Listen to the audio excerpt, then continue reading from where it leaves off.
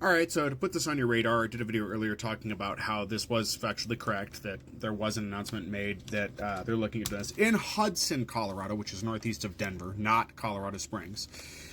You can pause to read this. This comes from the Denver Gazette, is where I'm getting this one from.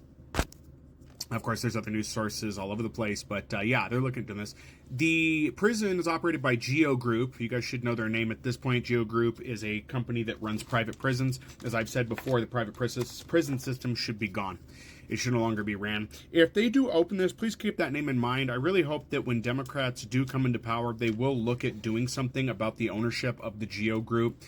Because at this point, they're a group that is supporting detention camps, and they should be held accountable. When this is all said and done, we need to really go through and prosecute many, many people, including the CEOs of the Geo Group, even if they're not working for the company past this anymore. Because if they participated, in doing some very shady things.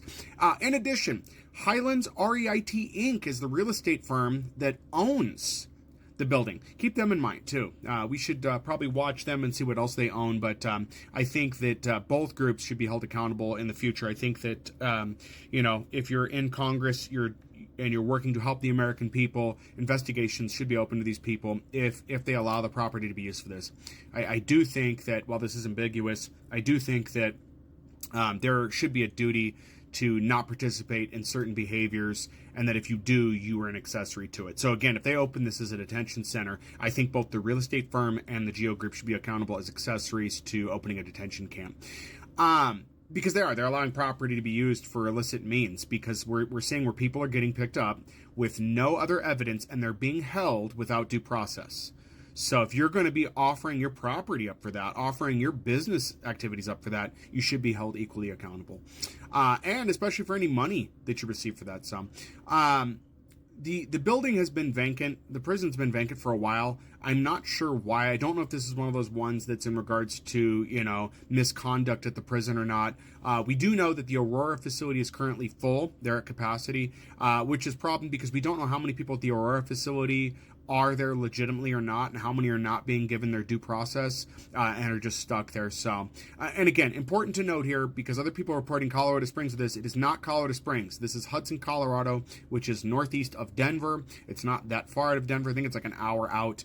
I'm not exceptionally familiar with all of the Denver area. You have to forgive me, I live in Colorado Springs. So, but this is at least being reported in multiple outlets. I'm glad to see that Denver's doing a better job of reporting things, where as Colorado Springs, we're just not getting a lot of the information here. So anyway, not much else to report on this. The mayor of Hudson, Joe Hammock, has not responded, and the town manager, Bryce Lange, did not respond either. City council has also not responded. I'm pretty sure the cities have no comment at this point, and are probably not going to, because for them, I'm sure they're going to receive some sort of incentive to have this there.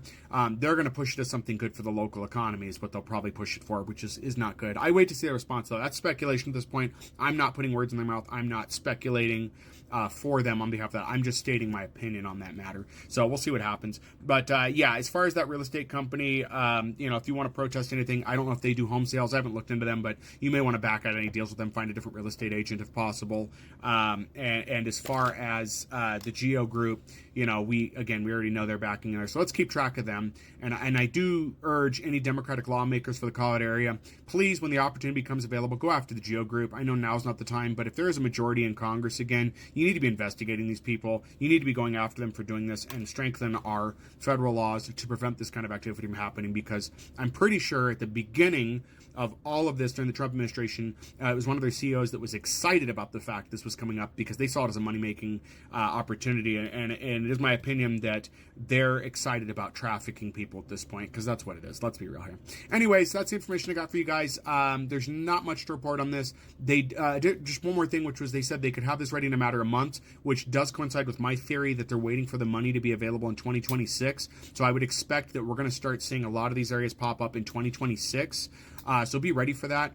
And again, Denver's a little on my way. I am very limited on means right now, but if we start seeing stuff in Colorado Springs, I'm definitely here for that because I'm in the area. I can be here.